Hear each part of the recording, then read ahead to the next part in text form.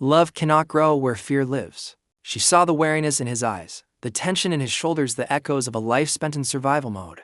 But she did not command him. She didn't rush him or try to force his trust. Instead, she offered him something he hadn't known in a long, long time: space. Space to heal, both his body and his spirit. He watched her, silently at first. He observed how she led her people, not with cruelty or an iron fist, but with a quiet wisdom that flowed as naturally as the river. He saw how she maintained balance, never seeking dominance, only harmony. She was a leader who listened more than she spoke, who gave more than she took. Day by day, as he witnessed her strength and compassion, the hard shell of fear around his heart began to crack. Respect, genuine and deep, started to grow in its place. He found himself looking for her, listening for the sound of her voice, feeling a sense of peace when she was near.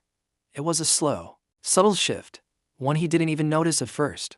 Without realizing it, his heart had already made its choice long before his mind caught up. The constant need to look over his shoulder, to be ready for the next threat, began to fade. He was no longer just surviving in this new place, clinging to life by a thread. For the first time, he felt like he was truly a part of something. He was belonging. The seasons turned, and a fragile trust blossomed between them. As beautiful and resilient as the wildflowers that pushed through the rocky soil, his past was still a part of him, but it no longer defined his present. He started to see a future with her, a future with her people, a future filled with a hope he'd thought was lost forever. He was learning to live again, to laugh again, to love again. It was a quiet, unassuming kind of happiness, but it was real.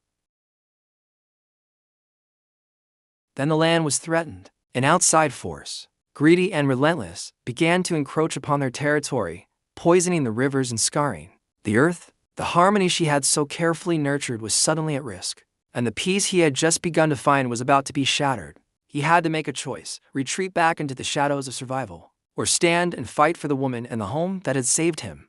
Thank you for watching. Follow our channel to see what happens next in part 5. If you believe choice matters more than fate, give this video a like. And if you think he made the right decision to stay, comment with a feather emoji.